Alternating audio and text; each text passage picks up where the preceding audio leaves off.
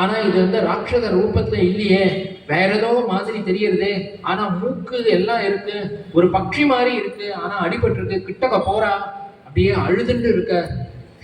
ஆஹா ஜட்டாயு, உங்களை நான் போகும்போது அப்ப பார்த்தனே, நான் ரட்சிக்கிறேன்னு சொன்னவர், அப்போ சீதா லக்ஷ்மணர் எல்லாரையும் இந்த வனத்திலே ரட்சிக்கிறேன்னு சொன்னாலே, நீங்க உங்களுக்கு என்ன ஆச்சு, நீங்க ஏன் இந்த மாதிரி இருக்கேன் அப்படின்னு உடனே கண்ணும் கண்ணீருமா அழுதுன்னு சொல்றார். அழுதுன்னு சொல்லும் போது, உங்க பத்னிய சீதையை அவன் தூக்கிட்டு போயிட்டான், என்னையும் கொன்னுட்டான் அப்படிங்கிற.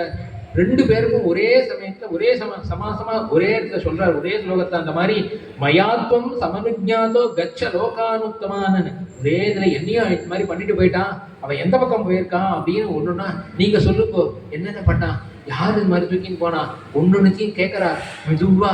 இந்த ராமர் கேட்டு கேட்டு கேட்டு கேட்டு கேட்டு ஒன்னொன்னுத்தையும் கேட்டு வாங்கும் போது, ஆஹாஹா இப்படி பண்ணிட்டானா, நீங்க பார்த்தேடா, நீங்க சண்டை போட்டேடா, உங்களுடைய ரக்கையை வெட்டிட்டானா, அப்படியே பாவமா இருக்கு. இப்படி இருக்கும்போது அப்படியே மூச்சு அப்படியே மெதுவா அடங்குறது, கண்ணை சொருகிட்டு போறது.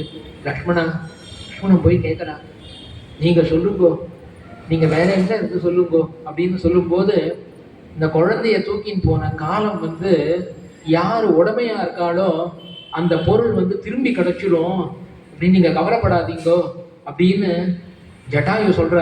விந்தோ நாம முகூர்த்தோசோ சஜ காக்குஸ்த நாத்புதது தத் பிரியாம் ஜானகீம் ஹிருத்வா ராவணோ ராட்சசேஸ்வரஹா.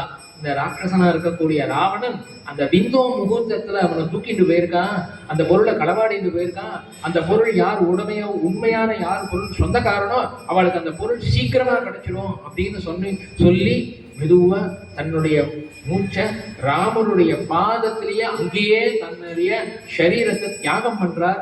மமஹதோரயம் பிராணான முமோச்ச பதகேஸ்வரஹ சர்வத்ர கலு திருஷ்யந்தே ராഘவோ தர்மச்சாரிணஹ சூராஹ சரண்யாஹ சௌமித்ரே திர்யக் யோனிகதேஷ்வத்மி சீதா ஹரணஜம் துக்கம் ரமேஷம்ய ததாகதம்.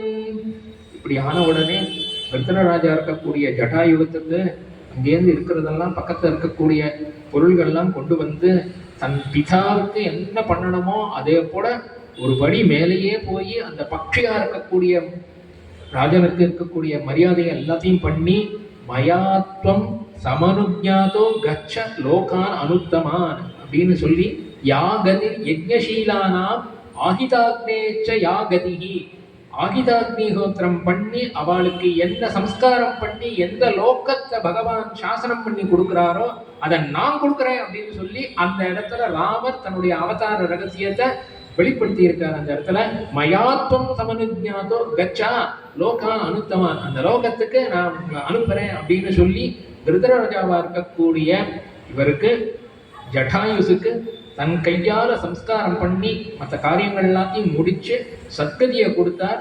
அந்த மாதிரி இருக்கக்கூடிய சத்கதியை கொடுத்து அங்கேருந்து எல்லாரும்